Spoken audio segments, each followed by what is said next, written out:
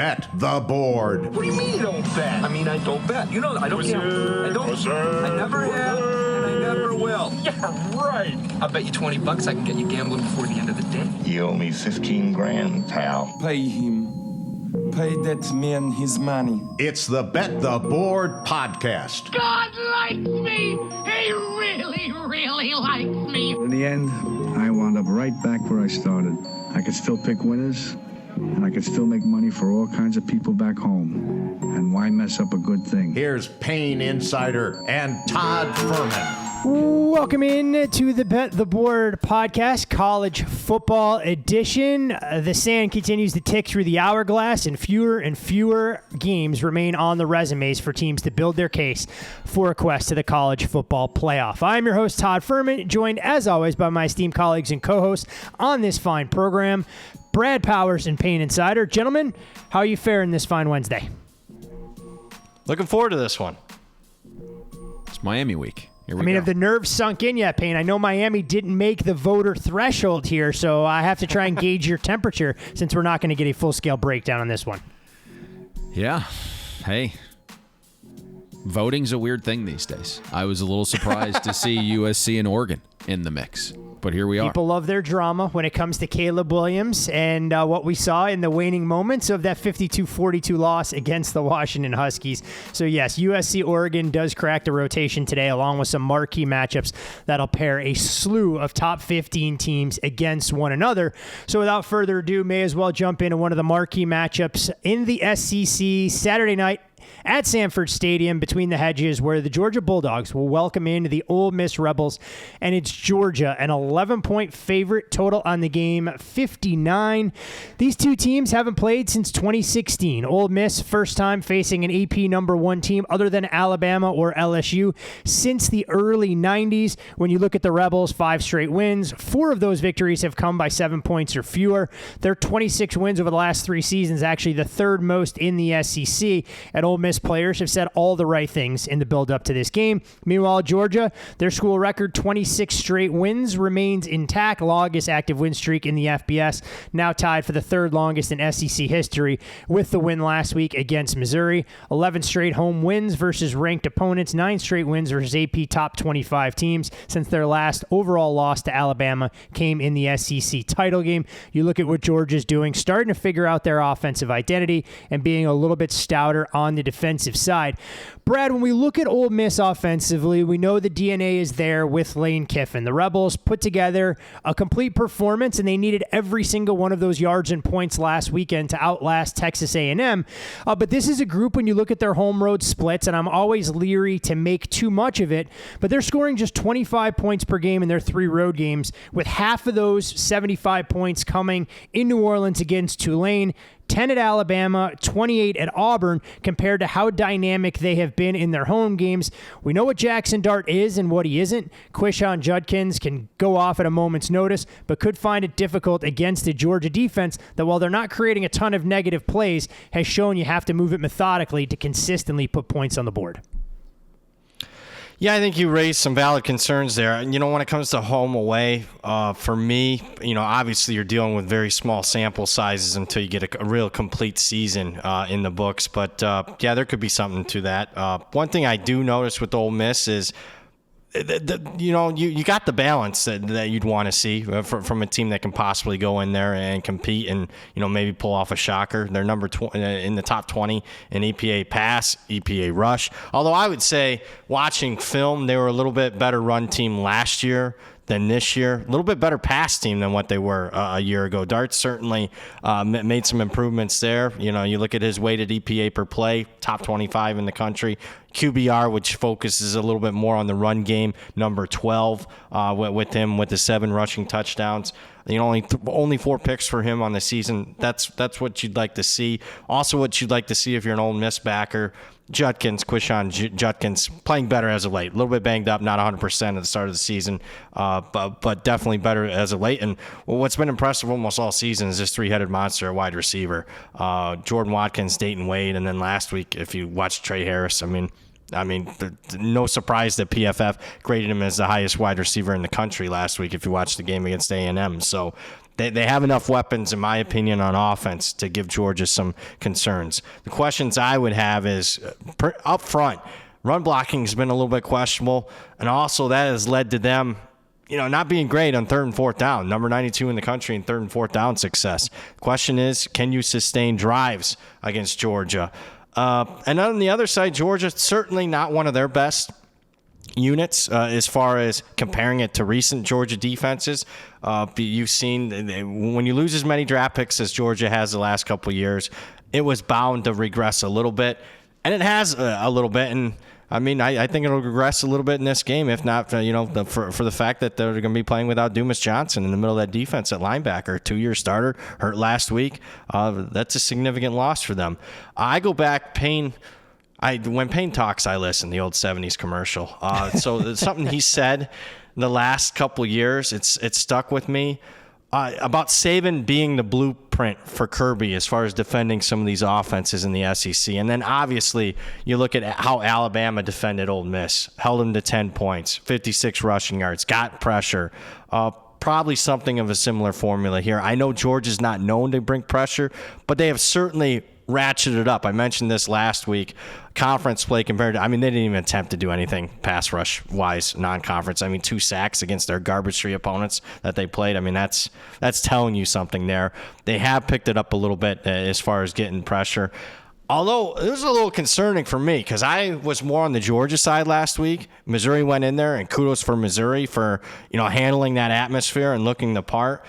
But Missouri moving on Georgia is not something I had on the bingo card. I looked at it. Missouri got 151 yards. I was like, man, how many times has Georgia allowed 151 rushing yards here lately? Well, I had to go back 56 games. They've only allowed it twice now, counting the Missouri game in 56 games. So that was a little bit of concern now. And you look at Georgia's defense, EPA per rush, 43 now in the country. That's certainly not anywhere near what they've been in recent editions.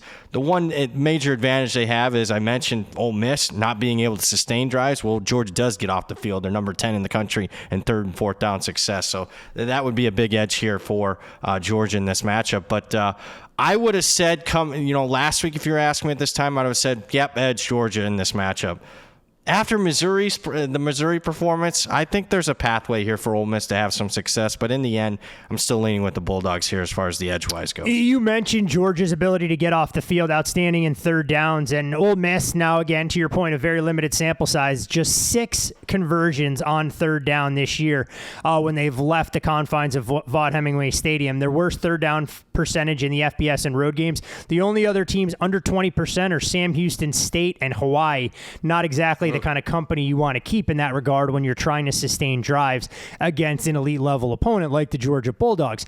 Now, Payne, on the other side of the ball, when we look at this Georgia offense, they've generated more than 100 big plays this year. You look at Carson Beck.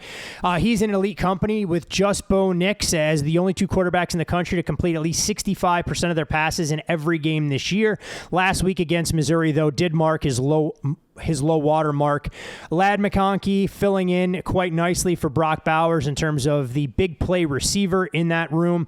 Meanwhile, DeJuan Edwards has now carried the ball 15 plus times in 4 out of 5 games. The only lighter workload he's seen in recent weeks was that dominant effort against Kentucky where much wasn't needed from him. Meanwhile, Ole Miss defensively, we've seen fits and spurts of this group play at a level that I think surprised folks. You can't ignore the fact that they don't have a ton of NFL caliber talent out there defensively. And last week, Max Johnson and that Texas A&M offense, once they started rolling downhill, had a tremendous amount of success, scoring touchdowns on 4 or 5 drives, starting with its last possession of the first half. Can Georgia take things offensively, use the blueprint that Texas A&M established, and maybe find their own success early in this football game? Seems pretty likely. I look at Ole Miss and think about the talent they have, and I think Pete Golden's done a fantastic job improving that unit. You see players, they're a little bit different this year. They're kind of taking on Golding's personality. They're flying around. They're playing aggressive. I think he's kind of got them to a respectable level where they can look good against lesser opponents and they can hang for stretches and get a timely stop or 2 against the big boys. But you adjust for schedule. Ole Miss right now still average both down-to-down success and EPA per play allowed. The only offense that's really crushed Ole Miss before last week was LSU, and to me, based upon Jaden Daniels and LSU, that's not really concerning. But last week, I think you hit it perfectly, was the most concerning data point of the season for Ole Miss. They had blown coverages against an A&M offense that was without its 5-star quarterback, without its 5-star lead receiver in Evan Stewart. They gave up 4 drives of 75-plus yards in the second half. And we've kind of think about A&M, and we've said this all season, offensive line's horrific, right? Even those most recent data points for A&M, they played Alabama.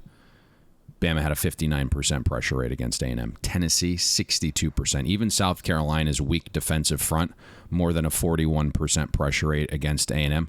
Ole Miss, just 25%. And I think that's concerning because the Ole Miss front kind of had been solid all season. They were creating havoc. They were getting the quarterback to the ground. That, to me, was a very much a surprise. It was probably the best part of the defense. As a whole, I look at the Ole Miss defense. They have been better in totality against the run this season, but still just an average, defensive line in terms of line yards allowed. They're outside the top 100 in power situations. But if Ole Miss can't get pressure again this week, I think their secondary has a chance to get exposed. I believe their number 2 corners, Amari Walton, is going to play this week, but he was in and out of the A&M game. If you watched, he was basically on the bike the entire game, just going in and out with a soft tissue injury. We know Georgia's gone more pass heavy. Bobo kind of spammed the first down run button against Missouri last week a little too often. I don't want that to happen this week, but when you adjust for opponent and what that opponent is when Ole Miss played them, I'm just not as high on the Ole Miss secondary as I think most of the public efficiency metrics. We have Ole Miss outside the top 90 in both passing success rate and EPA per pass allowed. Some of the offenses on the schedule are better than the version Ole Miss faced, right? It was Tulane without Pratt. It's Alabama before the offensive adjustments that kind of have the tide trending so well right now. It's Arkansas, before they fired the incompetent Enos. It's Vanderbilt's third-string quarterback. It's A&M's backup quarterback with its horse out wide missing. You sprinkle in some Mercer, some Auburn, a former third-string A&M QB into the mix for Georgia Tech, and that kind of makes up the offenses that Ole Miss has played in that very moment of the game. So I think Carson Beck and Georgia's pass game have success against Ole Miss. I'm not going to worry as much about last week because you look at Blake Baker. It's something we said. He gave the 2022 Georgia offense trouble, and that was with, Monken and Bennett and Bowers. It doesn't surprise me that it looked a little clunky last week at home against Missouri on offense. It's a fair assessment. I mean, when we look at this Georgia team, we know week to week, sometimes they've underwhelmed, at least in the eyes of odds makers. You wonder ultimately when the market catches up, but you have seen a couple of dominant performances. Interesting, when you look at Georgia's remaining schedule, they'll obviously have their hands full this weekend, at least on paper, against Ole Miss, and then, of course, the showdown against Tennessee to wrap things up in SEC play before they'll take on Georgia Tech in their final regular season game of the campaign. So curious to see where this number goes, both side and total. From the SEC, guys, a game that'll kick things off on Saturday. We'll do so at Beaver Stadium in good old Happy Valley, where Penn State will welcome in an undefeated Michigan side. It's Michigan, a 4.5, 5-point favorite, even some 4s out there in the market. Total on this game, 45.5. And I guess the overarching question that we'll aim to break down here when I get to both of you guys for your respective sides of the ball, does anyone truly know how good Michigan is right now, including Michigan themselves? I mean, this will be the 4th time that Michigan and Penn State meet as top 10 ranked teams. Michigan leads in those matchups 2-1, so just a 3-game previous sample size. Penn State will play in their 8th Penn State stripe-out game. The Nittany Lions are 5-2 if you want to factor some of those quote-unquote intangibles into the energy and atmosphere. And when you look at Michigan and Penn State, both are ranked in the top 10 in scoring offense and scoring defense this year. The Wolverines, they've won every game by 24-plus points so far this season. It's the longest streak to open a season in program history. They lead the Big Ten in scoring offense and defense with an average victory margin of 35 points. This, however, will be the first time that Michigan plays a team inside the AP top 25 5 since TCU knocked them out of last year's postseason. And you look at strength of schedule, it obviously leads an awful lot to be desired. Meanwhile, on the other side for Penn State, they've lost 5 straight against Michigan and Ohio State, going all the way back to 2020 when they knocked off Michigan when the Wolverines were unranked. 9 straight losses against AP top 5 teams since 2016 when they upset number 2 Penn State. Have lost 21 of 22 versus top 5 opponents this century. And we know what James Franklin's resume says: 4-15 against Michigan and Ohio State as a PSU head coach, and 3-21 going all the way back to his time at Vanderbilt when he takes on top 10 teams. So, Brad, when we look at Michigan, this is a group that has gone out quickly, scoring 20 or more points in the first half for their 5th consecutive game. J.J. McCarthy wasn't able to throw a touchdown pass last week, but had one of his most prolific days in terms of yard accumulation. We've seen them operate effectively off of play action. Michigan ground game hasn't been as dynamic by the counting stats this year, but this will clearly be their stiffest defensive test yet against a Penn State team playing in friendly confines. Yeah, you mentioned this will be the first game for Michigan against a top 25 opponent this year. I mean, it's their first game against, you can make a case, maybe a top 45 opponent this year, a top 50 opponent. Because, looking through it, who's the best team they played? Rutgers, UNLV? Maybe? Yeah, much to our chagrin. Yeah, so I think you hit the nail on the head. I'm not really sure how good they are. I think they're good, but are they great? I don't know. And honestly, diving into this, especially the last couple of data points, even though the finals look really good, I have some legitimate concerns. Now, this year, you look at like the EPA pass, EPA rush. This has been a better, believe it or not, pass team than run team this year. Obviously led by J.J. McCarthy. He's number 3 in weighted EPA per play, number 2 in QBR. The pass success rate's number 3, rush number 21. I think some of it has to do with obviously McCarthy, another year in the system. I would say that as far as the wide receivers, particularly Roman Wilson, a little bit better than expected. He's been their go-to guy. And then I would think more importantly is the running backs just don't have the same punch as they did a year ago. I'm speculating here, but Corum to me doesn't look. He's certainly not as good as he was a year ago. You're talking about a guy that was clearly a top 5 back in the country last year. Weighted EPA per play, number 16 this year. Leads the nation in rushing touchdowns, but just doesn't have the same juice as he had a year ago. I know who definitely doesn't have the same juice as a year ago, and that's Donovan Edwards. Clearly not 100% this year. 4 yards less per carry on average this year compared to last year. Mullins, who was supposed to be their hammer, short yardage back, he's been banged up, although he'll be back here for this game. And if you don't believe me that there's been a little bit of concerns, look at their run-pass mix here recently. Last year, Michigan, heavy run, 62% run as far as run-pass percentages. First 7 games this year, exactly the same, 62% run. Last 2 games, Michigan, 51% pass. Now, that could be strategic in the fact that, hey, we want to work on our pass game a little bit as the opponents get tougher down the stretch here in these last 3 weeks of the season.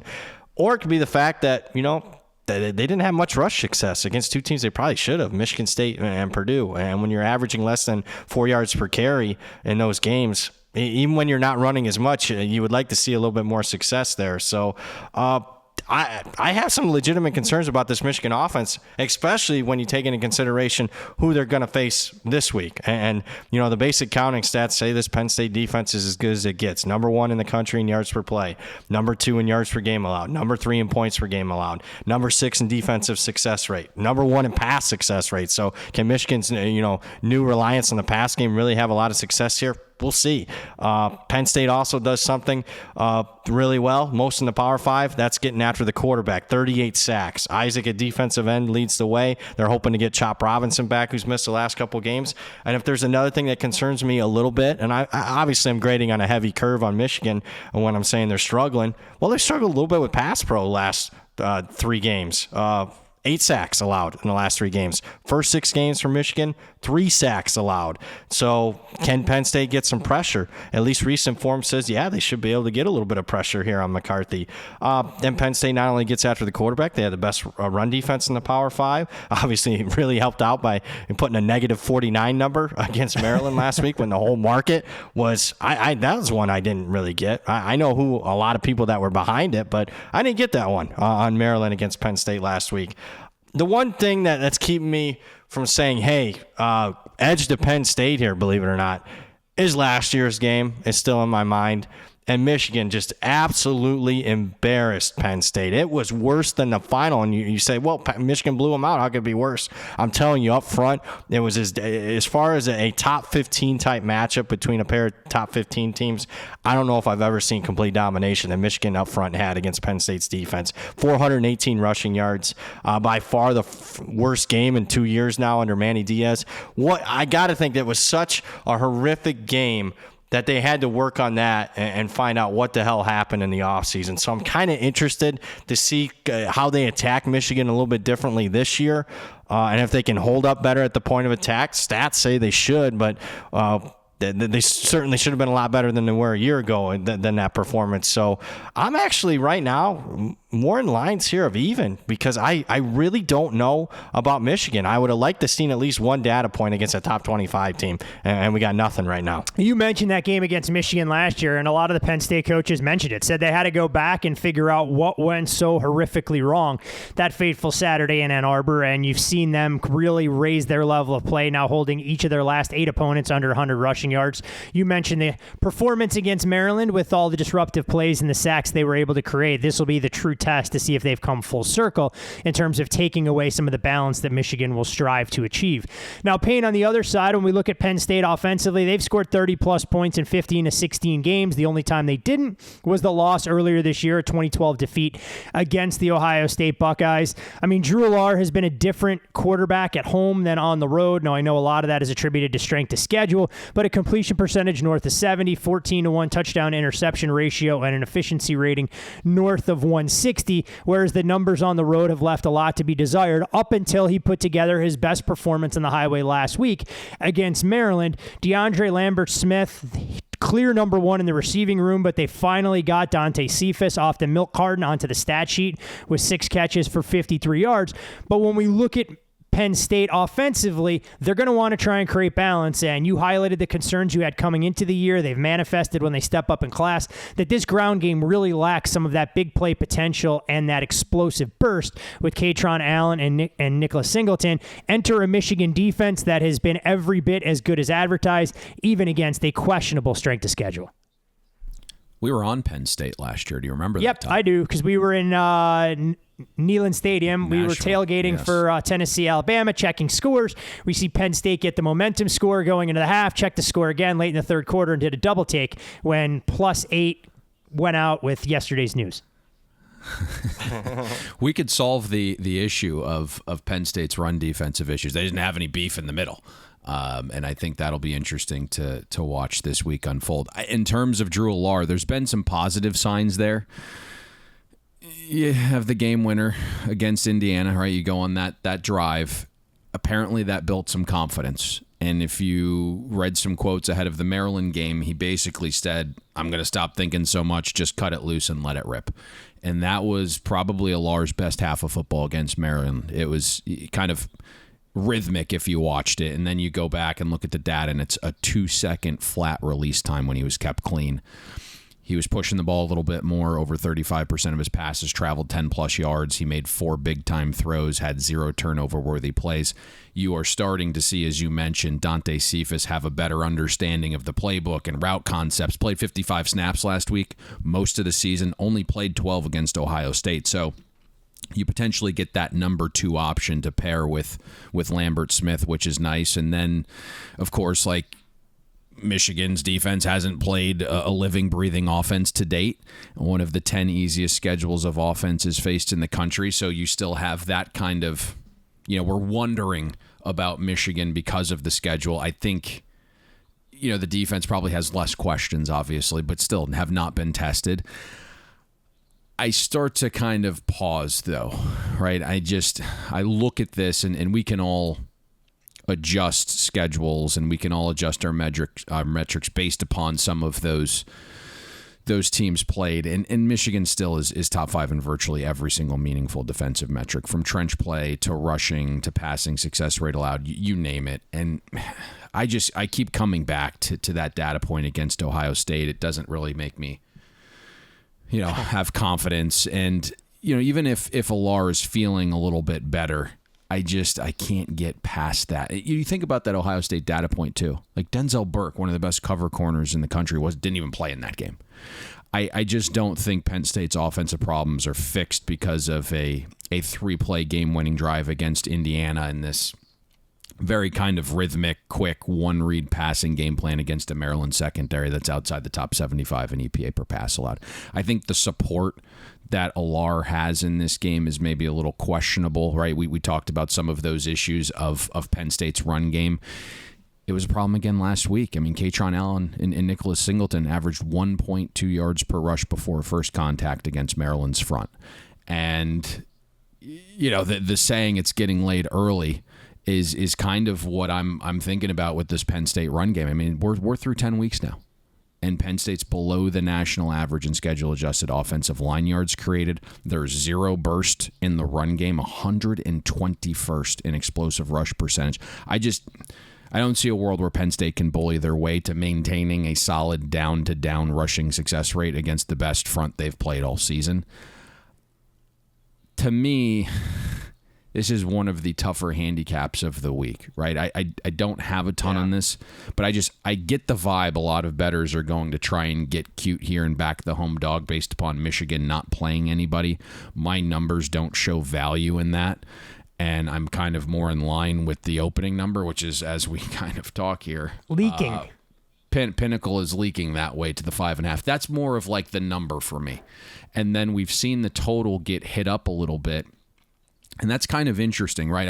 I go back to that Ohio State game where, it opened 48.5, got trounced under, then got dummied back up to 48, got buried all the way down to 44.5 below that key of 45. And then on game day, as guys are starting to warm up a little bit in pads, it closes 47. This one opened much lower. And the reason we liked first half in that game is I wanted both of those offenses to try and run the ball before they figured out they couldn't. And then it got all pass happy. I kind of get a weird vibe. We're seeing some over money in this because both teams might realize early that they're not going to be able to run it. And it becomes a little bit more pass happy. Not necessarily saying it could be efficient passing, but I think that's maybe why, right? Like, relative to the Ohio State game, right? We had a 48.5. This one opened, 5-6 points lower. And now you have two teams like Penn State's already gone through this before where they probably realize a little bit quicker they might not be able to run in this situation.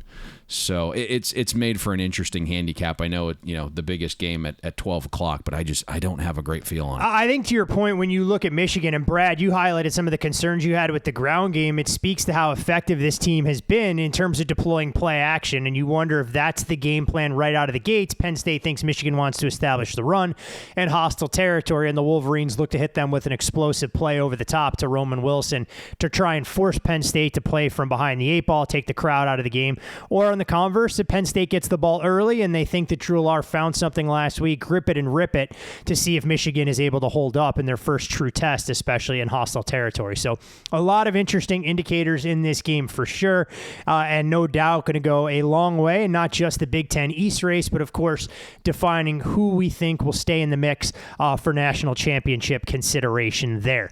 From the Midwest, though, to the West Coast, where Utah will hit the road to the Pacific Northwest into Seattle and take on the Washington Huskies. When you look at Washington, they're a shade under a double-digit favorite in this game, 9.5 more or less the consensus. The total has ticked down a touch from a peak of 54.5 in the market. I'm seeing one prominent book as low as 52.5 as we record here on a Wednesday morning.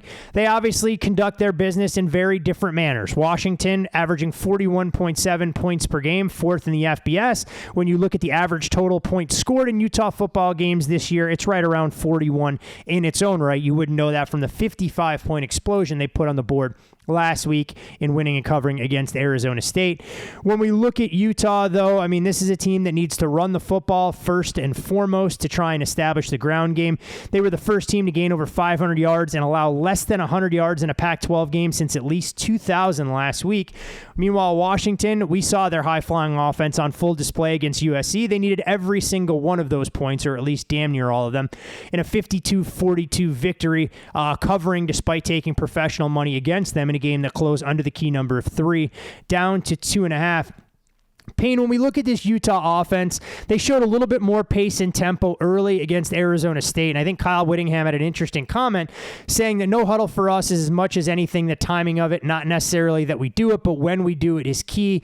Trying to keep defenses off balance makes it more effective. And you've seen Bryson Barnes assert himself as a starting quarterback there. Not going to put up Michael Penix-like numbers, but doing the best with some limited weapons that are there. But Utah goes into a battle this week with a banged-up running back room, repeat me if you've heard this before, against a Washington defense that can be bullied in the trenches for extended stretches. Does Utah's offense have a path to success to shorten the game and do the things required of a double-digit underdog looking to pull off an outright upset? We're going to be a little quicker with this breakdown because it's the second consecutive week and the third time this season we've previewed a Washington game. It's the fifth time, if you can believe it, a Utah game. So I'm not splitting the atom here. Nothing is going to be groundbreaking. We're huge in Salt Lake City, bet the board for the record. Huge. Well, they played those 2 weeknight games, so I think that was part of why we have talked Utah so much this season. Plus, I think we have a little love and passion for that program, just how Whittingham does things. But you're 100% right. Being more physical, winning at the point of attack on the ground. We saw that on full display last week for USC, even though Marshawn Lloyd got scratched like an hour before kickoff. USC manhandled Washington's defensive front over 5 yards per rush before first contact, 26% explosive run rate, 20 of USC's 24 rushing attempts graded successful. So they dominated that side of the trench. I think Utah can have success running the ball. The question is how much, right? Jaquindon Jackson, who you mentioned, has been battling an ankle injury all season, re-aggravated it on the 54-yard touchdown run against ASU last week. If Jackson plays, he's not going to be 100%. There's probably a greater than 50% chance he misses. I don't know where that stands. He's just like a tough dude. I could see him trying to battle it out, but I don't know. That leaves Jalen Glover. He's a 3-star kid. He's shifty in small spaces, but he's 5'7" and doesn't have game-breaking speed, so there's a ceiling there. Kyle Whittingham was asked about Sione Vaki helping out on offense again this week. Don't believe he had a snap on offense against ASU. It sounded like it was a possibility this week, but it wouldn't be more than a 30-70 snap split between offense and defense for Vaki. Utah obviously doesn't have the threatening pass game like USC, so you would have to expect, right, Washington's going to have more bodies in the box. So, it becomes probably like we're saying, hey, here's the path. It's an obvious path. I just don't know if it's going to be as effective, right, when you don't have the complementary pass game. Bryson Barnes, to me, I've been a little bit higher on him than market and I think other people, but he hasn't been consistently accurate. And if you look, he's 115th out of 162 qualifying quarterbacks in adjusted accuracy. Utah's receiving core is below average by Pac-12 standards. The offensive line's graded at 131st out of 133 teams in pass blocking. Bryson Barnes has a tendency to hold the ball a touch too long as well. Right now, 3.2 seconds release time on average. That's a bad combination with an O-line that is not pass protecting overly well. And you look, Barnes has been pressured on 47% of dropbacks. When he's pressured, more than a 6% turnover-worthy play rate. You mentioned some very interesting things there, Todd. Whittingham is going to do some things to help Barnes in the offense get a flow. They have toyed more with using that no huddle as a change of pace. You hit it perfectly in saying that it's tough to kind of identify when it's going to be broken out because the viewpoint is, hey, it's not as effective if we're just running tempo the entire game, but you're going to see a couple possessions from time to time where it's like, Utah's going a little bit faster here. The tempo is certainly is going to be a part of this game, and I think that was intriguing to some. However, the weather is going to be a factor here, it would appear. So could help Utah. Keep your eye on the forecast. Yeah, I mean, listen, as it stands right now, Wednesday morning, we're recording this at 7 a.m. Pacific time. The front is supposed to be gone 2 hours before kickoff. But if the system moves slower, right, it's going to impact this game. And it's really nasty stuff that's showing up throughout the early morning. I mean, we're talking heavy rains, gusts into the upper 30s. It's why we've seen the total initially, and I use that term as like emphatically, right? Like 54.5 down to 53. That's the initial because of the weather. But that type of weather, to your point, Todd, probably has a larger impact on the team that throws more, has issues stopping the run. It's why, at least from what I'm hearing, there's been some chatter about the dog this week. I don't know if you've heard the same thing. Yep, I've definitely heard a little bit of buzz there about the value in all of those points with a team that, on paper, at least has the better defense and ability to run the football consistently against the Washington front that left a lot to be desired. Brad, also let it be known when Payne talks about Bryson Barnes, knowing how many breakdowns we've done, I'm starting to get Stetson Bennett 2.0 vibe, so I just want to go on record. No. Brady Cook, baby. Brady Cook's that guy this year. Everyone had thrown him in. We'll get more. And I said, hey, come out with that passing game plan against Kansas State, I believe. And sure enough, it was an aerial attack. You are the consummate pro, teasing a game we will get to a little bit later in the program when we talk Tennessee and Missouri. But, Brad, obviously we mentioned weather. You can read between the lines, and that a Washington offense that leans on the pass more so than the ground game could find themselves more hampered if Mother Nature has a say in how things unfold. And when we look at Washington offensively this year, 4th in the FBS in scoring, 4th with 500-plus total yards per game, 2nd, averaging a shade less than 8 yards per play, and they lead the FBS in passing yards. You saw Michael Penix look a little bit more like himself in the win against USC than what we saw against Stanford and Arizona State, where his ball lacked a little bit of pop, but he has been slightly turnover prone, and you begin to wonder in the games against Arizona and Arizona State if Utah is able to replicate some of those game plans where Penix failed to throw a touchdown pass in each of those. We know about Washington's talented tandem of receivers in Rome Odunze and Jalen Polk. And then, of course, Dylan Johnson's breakout performance, a career-high 256 rushing yards and 4 rushing touchdowns. The craziest part about those stat lines, gentlemen, is that Dylan Johnson didn't experience contact and would have been well over 100 yards rushing against the USC defense that looked like they were filling gaps like it was a 7-on-7 football game. If you're Utah in this spot, Brad, what kind of path do they have to at least slow down Washington's offense, given the high-flying capabilities we've seen from the team in purple? Yeah, I think obviously lean on your strength. This is a strength on strength of the two matchups by far, obviously, in this game. And you look at Utah's defense, I mean, they're number 2 in the country in EPA per pass. That should give you at least some confidence. You can somewhat slow down Washington's number 1 in the country EPA per pass offense.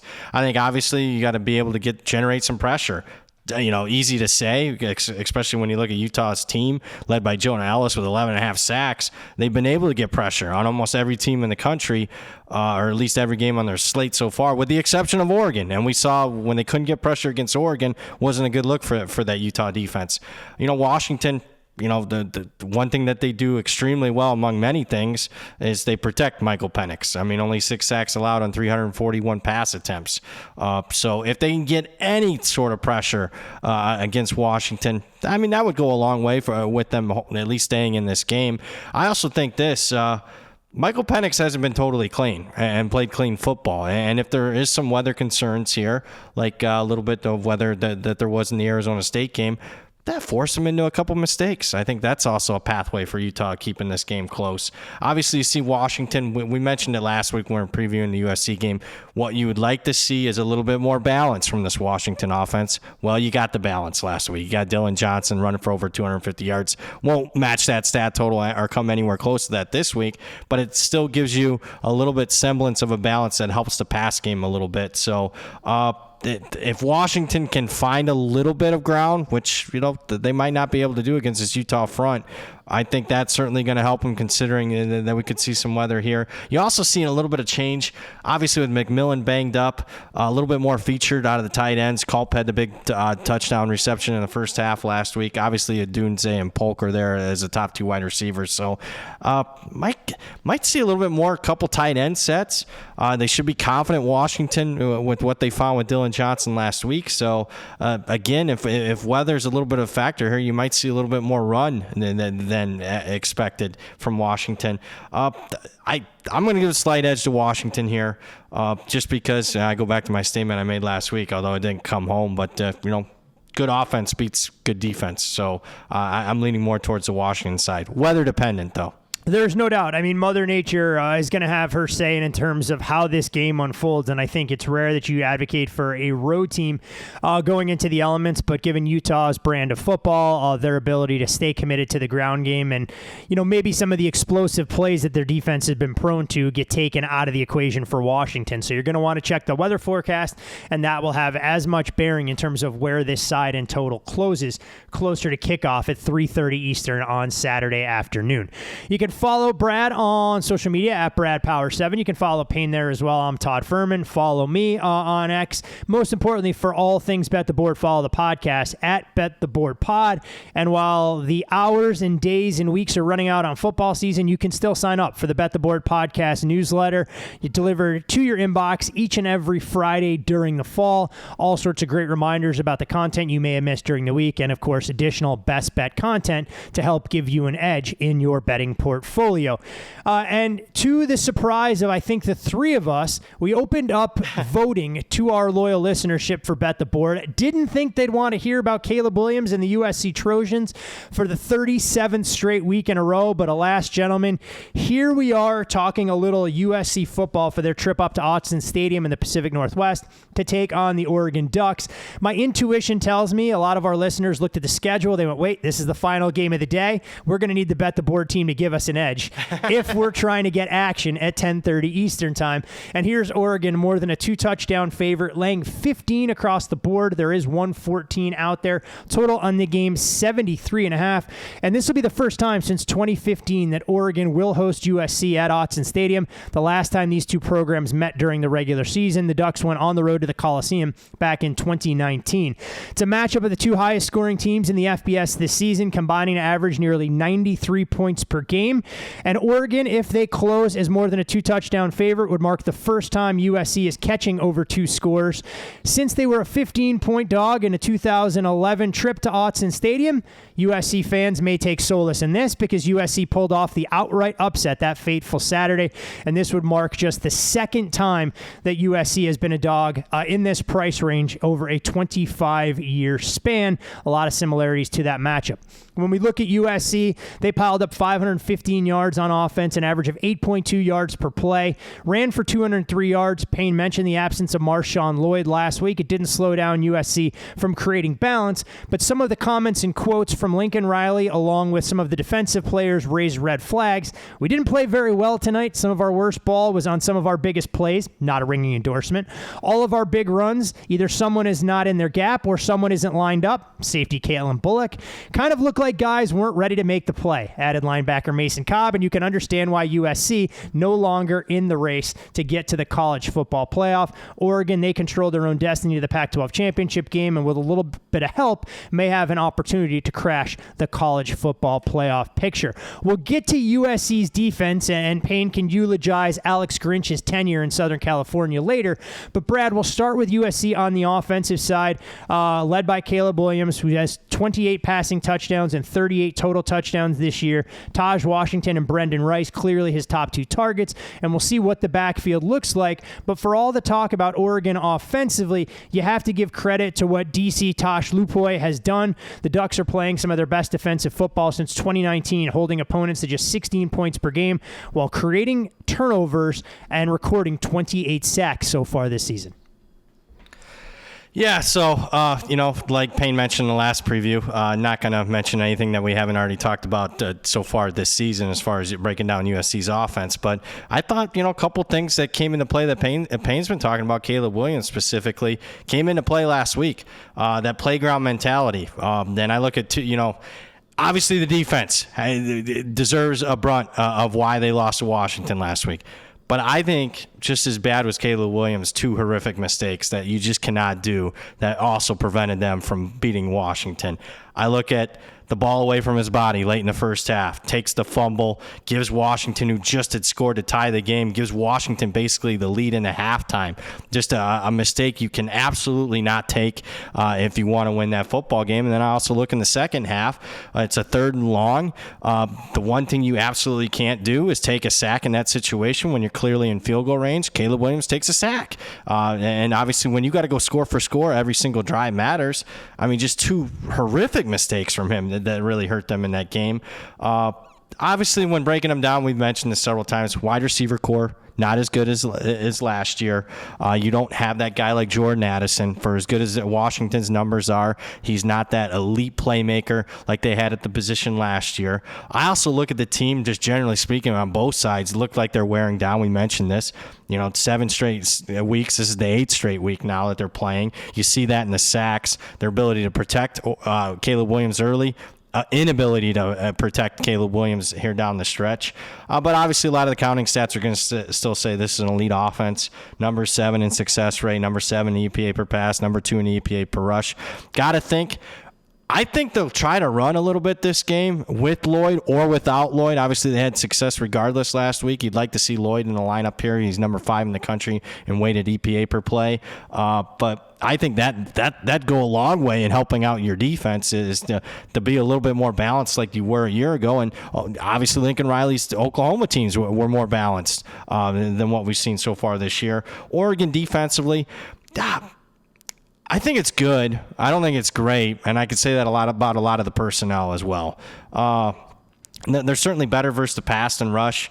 Number 5 in EPA per pass, number 38 in EPA per rush. That's kind of why I was leaning towards USC, trying to work the ground game a little bit. Number 19 in pass success rate, outside the top 50 in rush success rate. So again, I would like to see USC run a little bit more than what they've done. When I talk about the personnel and the talent, I guess what pops to me is for all the 5 stars and all the great recruiting classes. I mean, obviously one of their best players is a Fresno State transfer in the secondary. He's getting. I like how they're utilizing him. I mean, it's a stat sheet pattern, to say the least. When you're leading the team in tackles, you're getting pressure from the safety position. He's all over the field. I do like the 2 defensive end guys in Birch and Dorless. Like I mentioned, it's a good defense. I still give the edge here to USC's offense here. I mean, I would like to see, unless they have a total breakdown like they did against Notre Dame, which is possible with everything off the line as far as all their aspirations of a Pac-12 championship playoff and all that. But as long as they don't have a meltdown, 4 or 5 turnovers, I think USC's offense will move the football, to say the least here. It makes a world of sense. They move the football against just about everybody in the country so far this year. No reason to believe it won't continue, even in hostile territory, Saturday night against this Oregon defensive front. Now, on the other side of the ball, Payne, Oregon's offense has to be excited about their possibility to put up crooked numbers like they've done seemingly every week against the USC defense. That'll look theoretically a little bit different, especially as far as the man calling the shots on that side of the ball. Will Stein's group, though, for Oregon, one of just 4 teams in the country rushing for more than 200 yards per game. They're top 10 in both rushing and passing. Oregon has scored on 58% of its drive, the rate that's second highest in the FBS, and it's allowed them to generate the second best points margin in the FBS behind Michigan, who leads at plus 283. They lead the nation in scoring. We've seen what Bo Nix has done. His odds to win the Heisman Trophy have come crashing down as he continues to build further relationships on the field with Troy Franklin and Tez Johnson. USC, though, no Alex Grinch. I mean, he's out as defensive coordinator. Lincoln Riley has said the right things, how difficult it was for him to make that decision. Defensive line coach Sean Nua and inside linebacker associate head coach Brian Odom will serve as co-defensive coordinators. But the interesting move here is that defensive analyst Taylor Mays, formerly a player at USC that the players have really gravitated towards, going to get a lot more responsibility. I'm not sure what kind of change you can enact in the span of 6 days against an offense as dynamic as Oregon. But what do you make of this side of the ball with Bo Nix and company going up against the much maligned Trojan stop unit? Well, because I like to make you squirm a little bit and you're a consummate professional, I do have to ask, what type of voting software did you use for this game? How did this one come up? We put it in the hands of social media, and they decided they'd had enough Alabama, Kentucky discussion and Florida State and Miami. So you can be critical of our listeners if need be. I sure as hell wasn't stuffing the ballot box for this one. They wanted Payne to hear his thoughts on the Alex Grinch firing. I think that's the big reason, take. Brad. I really think people wanted to go, all right, Payne, you get your 2 minutes now to explain what went wrong for Alex Grinch and USC with him coming over as defensive coordinator. All right. Well, I mean, we can attack this so many different ways. The reality is none of us wanted to deep dive this, but we're appeasing the loyal Bet the Board listeners who voted that we love very much. This side of the matchup, we can get that in like 2 seconds, right? Oregon's offense versus USC's defense. On paper, it's the largest mismatch of the entire weekend and likely the largest mismatch of the entire season between two Power 5 opponents. You just look across the board, right? The Ducks offense top 5 in offensive line yards created, rushing success rate, passing success rate, and when they reach the opponent's green zone, top 5 in points per trip. USC's defense outside the top 80 in defensive line yards, outside the top 90 in rushing success rate allowed, EPA per pass allowed, and outside the top 100 and points per trip allowed inside the 40. Maybe we see a little more fight early from USC's defense in this spot after the much-deserved firing of Alex Grinch. Sometimes we see that early uptick after a firing. Lincoln Riley came out and promised to have a defensive revival, both in the short and long term. Well, it's not hard to have a revival when you've been dead on arrival. So, I mean, that's the reality of it, Lincoln. I think the one thing, it's always so interesting to me, and we're going to go like super left field here, and I'll try to reel it in. Like the Alex Grinch thing to me, he was fantastic at Washington State. But this is a market, right? And so opinions are always going to change. I wouldn't ask my stock advisor to keep the same stock that was profitable in 2014 and hold it to 2023 if it was a dump, right? I mean, that's just, this is a market. And I know a lot of people treat it as a hobby, but for us, it's not. I think there was a reason I asked the tough question out of left field a few weeks back about USC's future, because we kind of saw this unfolding this way. USC might win 8 games this season, and then what's the future without Caleb Williams? And, you know, Todd probably won't say this on air, but hopefully he'll just confirm. Even when things were rolling extremely well at Oklahoma, like long before the fans were disgruntled because Lincoln left them high and dry, you know, the information we would continue hearing is Lincoln Riley runs a lazy program. He's not the first one in. He's not the last guy to leave. He lets the players do what they want. And as long as Riley's offense is firing and he's calling a good game, everything else was an afterthought. Alex Grinch certainly regressed from the Washington State days. His message was clearly not being received at USC, and you can see how sloppy the defense was. Guys weren't lined up properly, weren't gap sound, didn't know their assignments. There was miscommunications in coverage. Had to go. But USC's front 7 is still void of talent. Like, this isn't changing in 6 days. You mentioned Taylor Mays, Todd. It sounds like he's going to have a larger voice, but Sean Nua and Can Brian he still play? I was hoping. I was going to ask that, Brad. You think he's got eligibility left and it's still a quick first step to go out there and solidify the secondary? Might be more of a box safety these days. All right, USC doesn't stop the run or provide gap integrity, so it'd be perfect for Taylor coming downhill. So you think about the two guys that are kind of taking over, right? Sean Nua and Brian Odom. They were in the defensive meetings. They could have fixed their position groups. I mean, Nua coaches the D-line, Odom linebackers. They're going to share the co-DC duties. It sounds like maybe it's Odom who's calling plays since he did that at Oklahoma in a bowl game. But, like, those are the guys with the two position groups that are the largest problems for USC's defense. Like, there's just not many dudes in USC's front 7. And you look at, like, relative to the best teams in the Power 5, like, USC doesn't have guys on the front line that can contribute at this very moment that are, like, spectacular. Corey Foreman's a bust. Right? Solomon Byrd has been more than you could have ever asked for, but he's a 3-star transfer from Wyoming. Romello Height didn't get much burn at Auburn, and when he hit the portal, his rating dipped from high school. Jamal Muhammad is a 3-star transfer from Vanderbilt. The best players are in USC secondary. Kalen Bullock is sensational. He's going to be a high draft pick. You look at the young, talented guys like Braylon Shelby. Not ready yet. Got exposed in the Utah game. Bear Alexander was a massive get, but there's a reason he was a rotational guy at Georgia. They actually could use him this year, but he's not ready to be like that down-to-down consistent force. Tackett Curtis. He's uber talented. He's got a bright future. but he's just not ready yet, right? He's a freshman. Yeah, those three guys are like super talented. They're their most talented guys. They're just not ready to be game-changing, consistent down-to-down players in that front. I mean, I go back to the Utah game, and when a run pile would the guys would emerge from that pile, the Utes running backs were bigger than what USC had playing on the edge.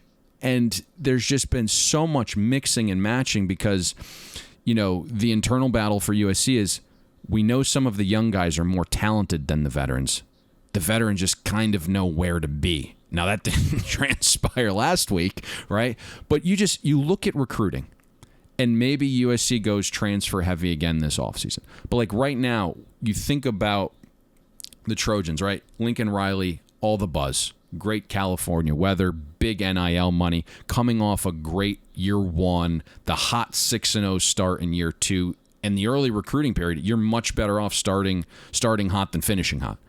Somehow the Trojans only have the 19th best high school class right now in 2024. If you had asked me 4 weeks ago, I would have said USC is going to build upon that class.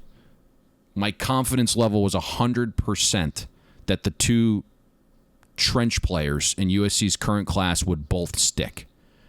I would estimate there's a 50% chance one of those trench players sticks, probably a 25% chance neither does. I mean, Kamarion Fountain is talking to every school in the South right now.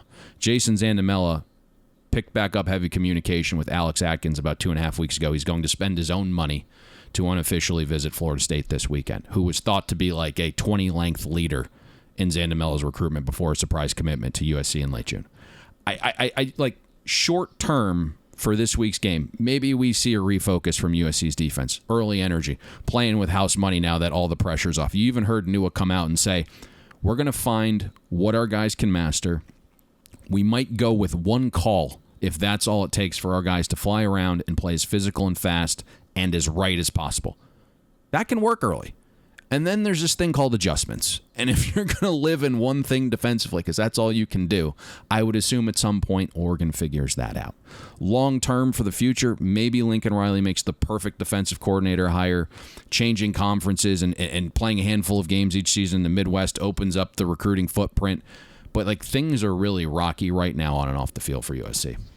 Yeah, look, I mean, it's a program right now that's floundering to try and find an identity. I mean, this was a team that had aspirations not just of winning a conference title, but making a deep run into the college football playoff with a returning Heisman Trophy winner in Caleb Williams. All of those notions are dashed. They can play spoiler for Oregon. They have a rivalry game against UCLA that's left, and that will be it as terms of what we see from Caleb Williams most likely in the 2023 campaign. So we'll see what exactly USC brings to the table, catching points in a number that they haven't seen all that often over the last 25 years, and you can understand why.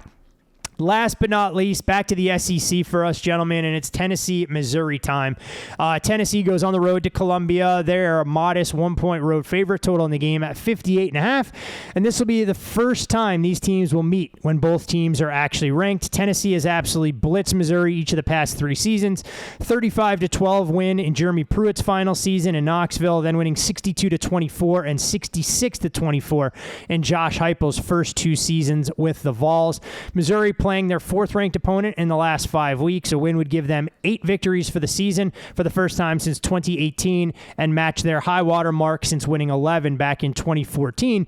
And Eli Drinkwitz didn't mince words in the wake of that loss against Georgia, saying we're disappointed because we put ourselves in a position to contend for the SEC East, which is the goal that we have in place. That's really not going to be in our control any longer. We came here to win, not to keep it close, not to try and get it in the 4th quarter and see what could happen. We tried to win, we played to win, and came up short.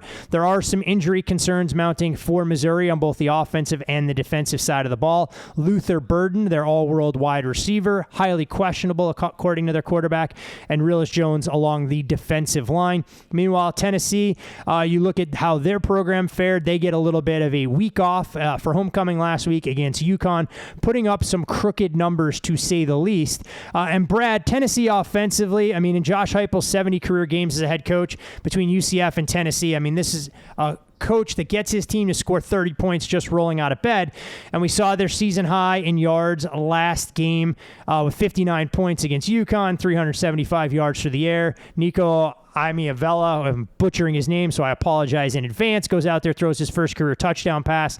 But this is a Tennessee offense that we've talked about trying to identify their playmakers on the outside at receiver. It appears that everything they do to have success starts and stops with Jalen Wright in the ground game. Is there a path for Tennessee to run the football to open up their playbook against this Missouri defensive front? Oh, I think so. I mean, I think I'm confident enough now in that Tennessee rush attack to say that, I mean, they can have success against most of college football, and especially against Missouri defense, although Missouri's defense is a little bit better against the rush than pass. I mean, Jalen Wright, Jabari Small, and Dylan Sampson, as far as 3 running backs, that's pretty good. I mean, give me 3 other backs that deep that you can rely on, and also with the way Tennessee plays, where they can wear on you, and as far as the defense in the second half, and got fresh legs there. Yeah, I think they'll have some success here. Obviously, ultimately, it's going to come down to, like most Tennessee games, when you got a competitive point spread, is when Joe Milton's going to show up. Is he going to take care of the football, or is he not going to take care of the football? I mean, number 17 in weighted EPA per play, that's all right. I mean, top 20 in the country.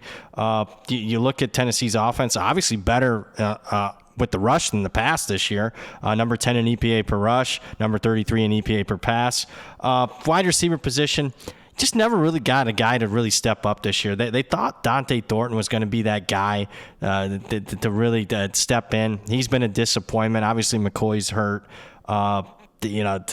Squirrel White's been okay. Pass blocking's been a weakness on offense. Again, they weren't totally healthy for some of the years up front. Missouri defensively, I mean, they're not a dominant front. They're okay. I mean, and the basic counting stats will tell you that. Yards per play, yards per game, points per game, all in the 40s and 50s. They're okay. They got, decent players. Johnny Walker, Darius Robinson up front. I like the Abrams Drain kid on the back end of the defense. I thought they held up well at the line of scrimmage last week against Georgia's rush attack. And they're going to have to do it again here. I mean, the game plan's got to be basically, let's load some guys in the box. Let's force Joe Milton to beat us. If he can beat us over the top and be consistent and not turn the football over, then that's your ball game. If Joe Milton's on, then obviously it's going to be a Tennessee victory. If he's not, then I see a pathway for Missouri's defense to have some success here.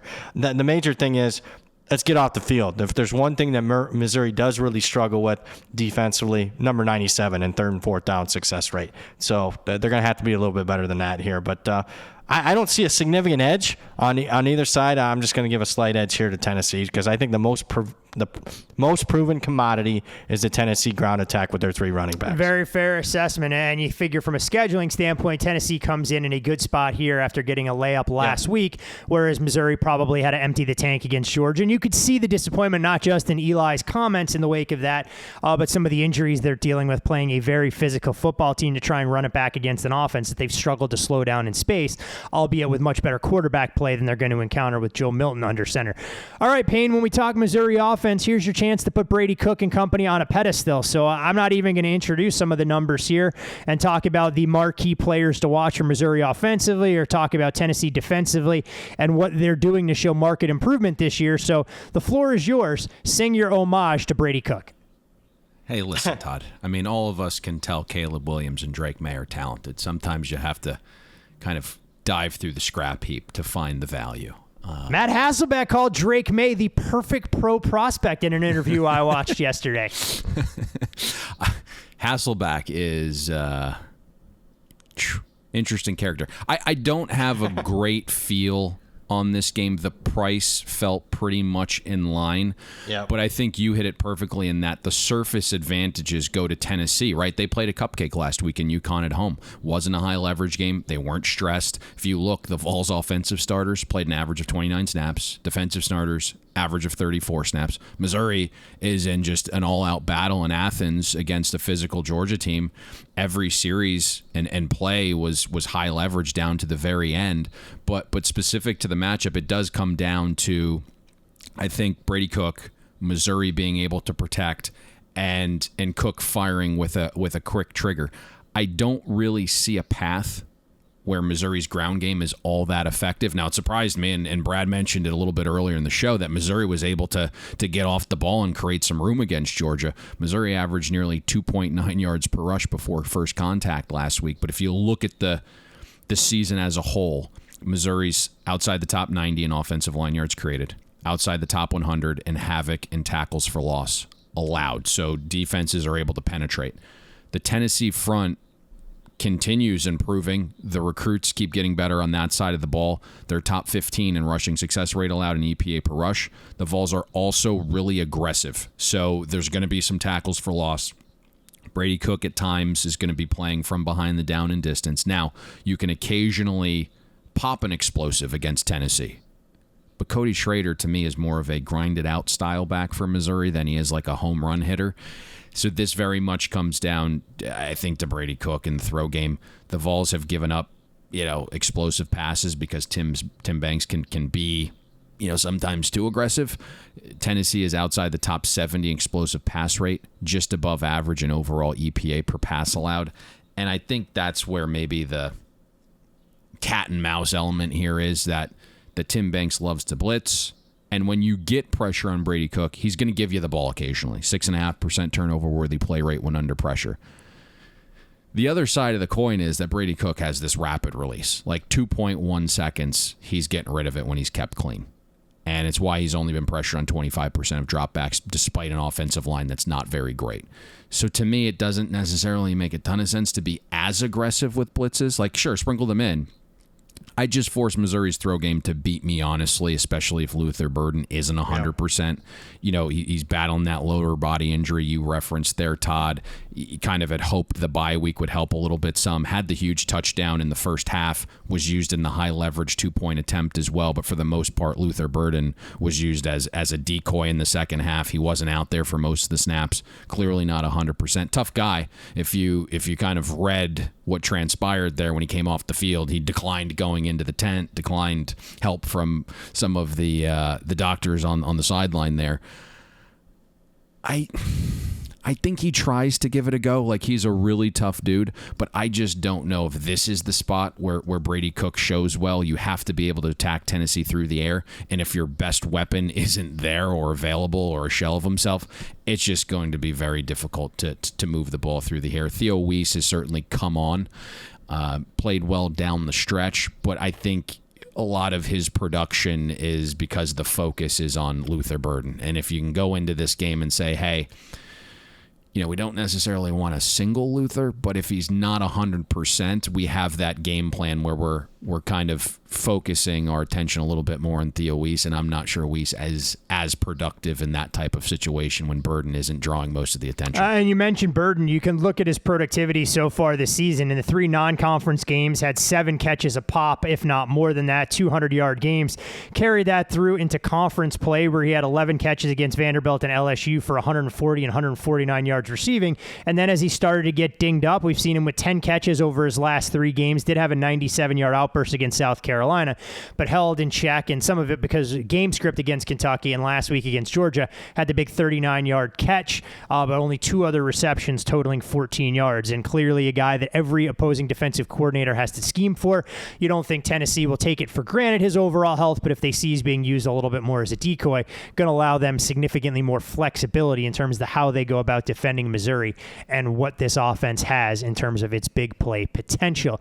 You can follow Brad on Twitter at BradPower7. You can follow Payne there as well. You can follow me on social media, but we are not through, gentlemen. I know people have been sitting on their hands going, wait a second, you guys have gone through 5 big game breakdowns, but we haven't gone to the group of 5 yet because we want to make people wait for the best, saving the best for last.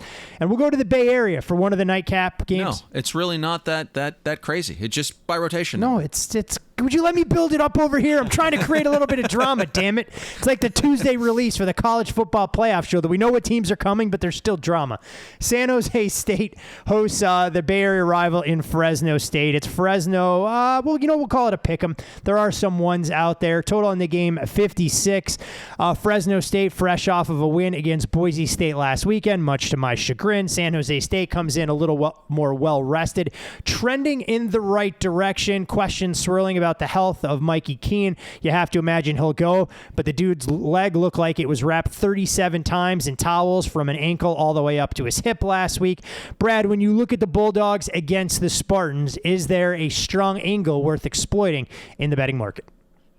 Yeah, we're going to take San Jose State here in this one. And then for those of you that, well-deserved criticism for taking a 2-touchdown favorite last week in South Carolina and then going down. I kind of went against my formula of taking short dogs or short favorites when I give these picks out. We're going back to the formula here, and the formula would have, the second pick I was going to, if it wasn't South Carolina last week, it was going to be fading Fresno State with Boise State. So the result wouldn't have changed. It had a do-over there. But it would have been more excruciating for backers grabbing 3 in that game, I'll tell you that much. Oh my God! Try having 3, and I had 3.5 in my pocket. Just right, yeah. Even worse. It was rough. But let's go to it this week, and let's talk about this specific matchup. When you just look at yards per play margin, similar, both teams plus 0.6 on the season.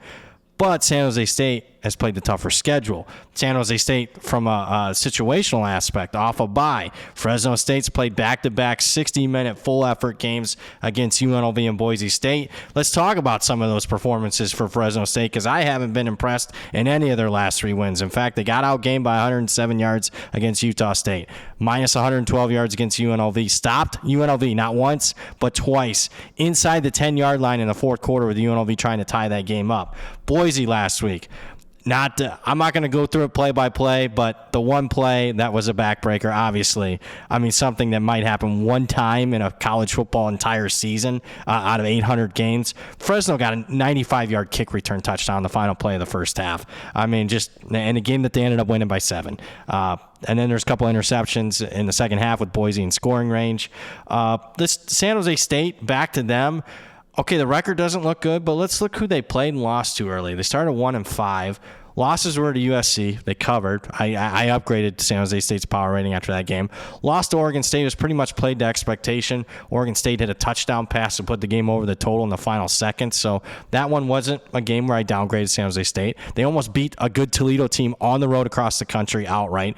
Air Force, I jumped in on San Jose State, got my teeth kicked down my throat, but San Jose State was up at halftime against a good Air Force team. And speaking of being up on somebody, they were up 3 touchdowns against Boise State before wearing down in that game. There's really no shame in any of those performances. Last 3 games prior to the bye, crushed New Mexico, crushed Utah State, crushed Hawaii. I mean, this is a team that's really trending up. They got one of the best players in the Mountain West in Cordero at quarterback. Good run game that's been solid, especially in those last 3 games. I think right now, in current form, obviously you got to take in the full data points as far as coming up with a power rating. But if you're just to ask me current form, last 3-4 weeks, I think we have the better team here at home in a pick'em spot. San Jose State, best bet for me. Payne, do you have anything you'd like to add? I know you are a huge fan of the little guy, specifically Mountain West football games that kick off after your bedtime. Well, when I've given the stamp, these seem to go really well. I can say a couple. When I've given this stamp, Brad, look at Payne patting himself on the back. It's amazing he doesn't get whiplash by doing it so often. He did not give the stamp though last week. He was very quiet. I'll just put it that way.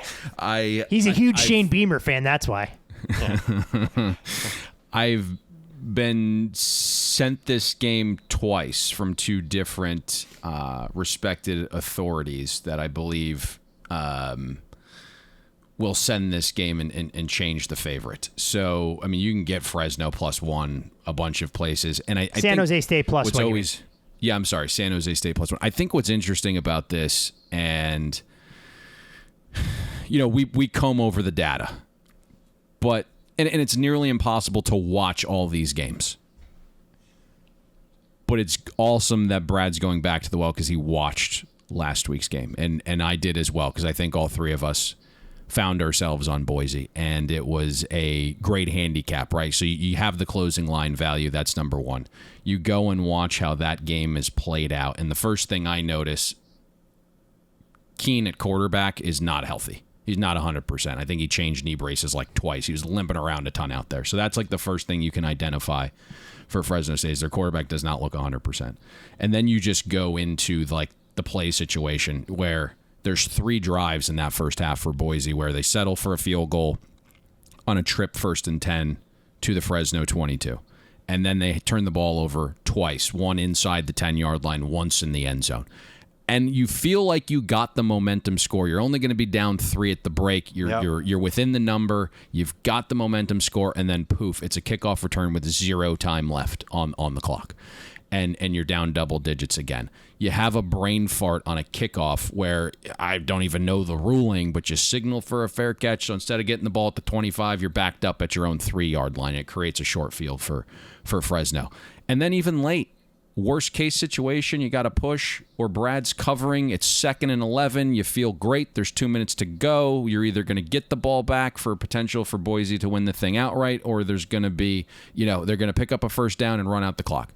One of the least explosive run teams in the country busts a 52-yard touchdown on 2nd and 11, and that's the game. So I think if you watch these games, which, again, it's impossible to watch 60, 70 games a week unless you are Brad Powers, you probably don't go back to the well here, but San Jose State is the side here from everything I've seen and everything I'm hearing behind the scenes. I've watched Fresno State each of the last 2 weeks in their entirety against Boise State, and then Brad talked about how fortunate they were to get through UNLV. If it wasn't for a drop touchdown pass from the Rebels, you're talking about Fresno State potentially losing outright in that game, where we saw the market absolutely take off when Mikey Keene was upgraded from Fresno minus 7.5 all the way to 11.5 in that contest. So water eventually meets its level. Let's hope this weekend it's on the campus of San Jose State, and they're able to take care of the Silicon Valley rival in the Fresno State Bulldogs. Glad to see you gave Brad the good old stamp of approval on the Non-Powers 5 edition this particular week. But where are we taking our loyal listeners, my friend, for the best bet portion of the program? It's a game we broke down already. And if this gentleman comes through for us, the last 9 years of slander all go by the wayside. He's back in our good graces. You're not going to take us where I think you're going to take us, are you? Well, it's more of a we thing. Yeah, I know, but I like to pass the buck. If it wins, you get the credit. If it loses, I'll bear the cross that is backing this particular quarterback that has been the bane of our existence. Yes, and then you were firing shots at the other quarterback. And so, here we are. It's a game we broke down a little bit earlier. It's time-stamped above. Let's go with rotation number 195, the Tennessee Vols. Think they'll be able to do something on the ground here a little bit. It's just, I don't know what Missouri has left in the tank after the battle last week in Athens. And we kind of touched on this at the top. If you look at the Tennessee starters, they averaged about 29 snaps last week. Defensive starters, 34. And Missouri's just in this all-out war. You have to beat Tennessee a specific way, and it's making them pay for their pressure and being overly aggressive on defense, and that's with the deep shot down the field. I think Luther Burden is going to try to gut this out and play. Clearly not 100%. Didn't play a ton of snaps in the second half against Georgia last week. So we're kind of seeing Brady Cook downtrend just a little bit. So I like Tennessee here. We can take them on the money line minus $1.15. Sounds like the path, sir. Yeah, look, I mean, this is a Vols team who we've seen go out there and kind of exercise some of their road demons with an impressive performance, at least complete against Kentucky. It makes you forget about the flat effort that we saw in Gainesville earlier this year. If we get the Joe Milton we saw in the first half against Alabama, we know how dynamic this team can be, and I think it's so important for Tennessee to get off to a fast start for the reasons that you outlined there. You wonder what Missouri has left in the tank, playing their 4th-ranked opponent in 5 weeks, that bye week giving them their one reprieve. Eli looked like someone who had his family pet run over in the wake of that loss to Georgia, saying they emptied the tank. And we'll see exactly how healthy, to your point, Luther Burden is, because if Burden can't go out there and operate at a 75% capacity, it makes things significantly easier for the way that Tennessee wants to try and defend some of the flood concepts with George Kirby. And I think most importantly for me, Payne, I don't think Tennessee has to play with an extra man in the box to take away Schrader in the ground game. And if you can make Missouri one-dimensional for as much as we've seen in the development of Brady Cook, I'm not sure he can win the game if he's operating primarily with one of his top weapons that's hampered a bit and in purely known passing situations. Like it. 195, Tennessee, money line, minus $1.15. Let's stay hot in college. Let's Back do it. tomorrow Smokey. with the NFL. And we're going to need when I talk to him later today, I'm going to need the stamp of approval from our favorite, beloved member of the Bet the Board family, a proud alum. I think he's an alum of Knoxville, so I need to get his take. He played basketball there. That's a good point. You win trophies for the school. You're an alum. It's a good point. We'll get him singing Old Rocky Top. Don't worry. So maybe we'll get a little rendition when Tennessee wins this game by double digits. But the Tennessee Volunteers, best bet territory for us this week. Like you said, NFL back tomorrow. And until then, best of luck to all of our loyal Bet the Board listeners. And with a Tennessee ticket in hand come Saturday afternoon, we'll see you at the window. We hope you enjoyed listening to this episode of Bet the Board. Make sure you follow Todd and Payne on X. Todd is at Todd Fuhrman. That's TODDFUHRMAN. And Payne is at Payne Insider. That's PAYNEINSIDER. Don't forget, our weekly newsletter comes with an additional best bet. Have that delivered to your inbox by clicking the link atop the podcast show notes. And most importantly, subscribe and download Bet the Board. We're on Apple, Spotify, Amazon Wondery, YouTube, Google Podcasts, and all your other major platforms.